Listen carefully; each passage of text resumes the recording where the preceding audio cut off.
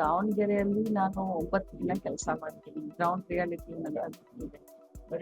ಜನರ ಮನಸ್ಸನ್ನು ನಾನು ನೋಡಿದ್ದೀನಿ ಅಲ್ಲಿ.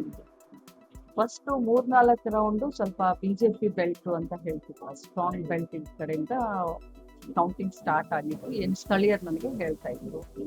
ಸೊ ಈಗ ಇನ್ ಮುಂದೆ ಬರುವಂತ ಎಲ್ಲಾ ಬೂತ್ಗಳು ಕೂಡ ಕಾಂಗ್ರೆಸ್ ಪರವಾಗಿರುವಂತ ಬೂತ್ಗಳು ರಿಸಲ್ಟ್ ಚೇಂಜ್ ಆಗುತ್ತೆ ಅಂತ ನನಗೆ ಈಗ 1.5 ಗಂಟೆಯಿಂದ ನಾನು ಟಚ್ ನಲ್ಲಿ ಇದ್ದೀನಿ. ಸೊ ಕರ್ನಾಟಕಕ್ಕೆ ಸಂಬಂಧಪಟ್ಟಾಗೆ ಅದು ಬಾಗಲಕೋಟೆ ಇರ್ಬೋದು, ದಾವಣಗೆರೆ ಇರ್ಬೋದು, 2 ಕ್ಷೇತ್ರವನ್ನು ನಾವು ಕಾಂಗ್ರೆಸ್ ಗೆಲ್ಲುತ್ತೆ ಅನ್ನುವಂತ ವಿಶ್ವಾಸ ಇದೆ.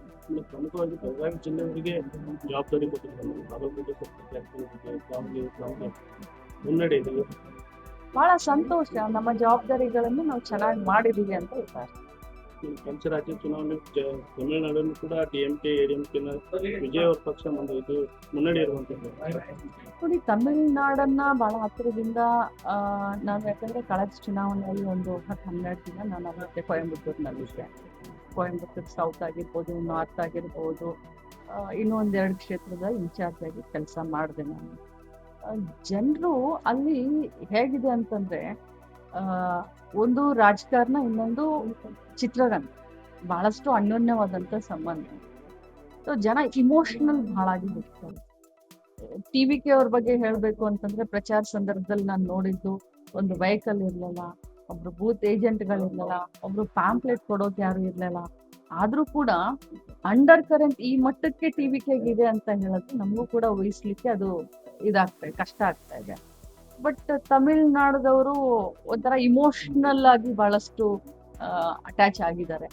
ಸೊ ಇಂಪಾರ್ಟೆಂಟ್ ರೋಲ್ ಚಿತ್ರರಂಗದವರು ಅಲ್ಲಿ ಯಾವಾಗಿದ್ದು ಪ್ಲೇ ಮಾಡ್ತಾರೆ. ನೋಡೋಣ, ಇನ್ನು ಅಂತಿಮ ಇದು ಬರ್ಬೇಕು ಅಂಕೆ ಸಂಖ್ಯೆಗಳು. ಪಶ್ಚಿಮ ಬಂಗಾಳದಲ್ಲಿ ನೋಡೋಣ, ಅದು ಕೂಡ ಇನ್ನೂ ಬರ್ಬೇಕು. ಯಾಕಂದ್ರೆ ನೆಕ್ ಟು ನೆಕ್ ಫೈಟ್ ಇದೆ. ನಾನು ಒಂದು ಅರ್ಧ ಗಂಟೆ ಹಿಂದೆ ನಾನು ನೋಡಿದಾಗ ಪಶ್ಚಿಮ ಬಂಗಾಳದಲ್ಲಿ ಬಿಜೆಪಿಗೆ ಮತ್ತು ಇವ್ರಿಗೆ ನಮ್ಮ ಮಮತಾ ಬ್ಯಾನರ್ಜಿ ಅವ್ರಿಗೆ ನೆಕ್ ಟು ನೆಕ್ ಇದೆ. ಏನೇನ್ ಪಶ್ಚಿಮ ಬಂಗಾಳದಲ್ಲಿ ಏನೇನೋ ಆ ಒಬ್ಬ ಹೆಣ್ಮಗಳಿಗೆ ತೊಂದರೆ ಕೊಡ್ಲಿಕ್ಕೆ ಏನೇನ್ ಮಾಡಿದ್ನು ತಮ್ಗೆಲ್ಲ ಗೊತ್ತಿದೆ. ಒಬ್ರು ಕೂಡ ಈಗ ಕೌಂಟಿಂಗ್ ಆಫೀಸರ್ಸ್ಗಳು ಕೂಡ ಒಬ್ರು ಕೂಡ ಸ್ಟೇಟ್ದವ್ರಿಲ್ಲ. ವೆಸ್ಟ್ ಬೆಂಗಾಲ್ದ ಆಫೀಸರ್ ಒಬ್ರು ಇಲ್ಲ. ಎಲ್ಲರನ್ನೂ ಕೂಡ ಕೇಂದ್ರ ಸರ್ಕಾರ ಡೆಪ್ಯೂಟ್ ಮಾಡಿದೆ. ಮುಗಿಲಿ, ರಿಸಲ್ಟ್ ಬರ್ಲಿ, ಆಮೇಲೆ ಚರ್ಚೆ ಮಾಡೋಣ. ರಾಜ್ಯದಲ್ಲಿ ಮೇನ್ ಹಾಕಿದ ನಂತರ ಸಾಕಷ್ಟು ಸಂಚಲನ ಆಗುತ್ತೆ ಅನ್ನೋ ಇದ್ರ ಬಗ್ಗೆ ನನಗೆ ಗೊತ್ತಿಲ್ಲ.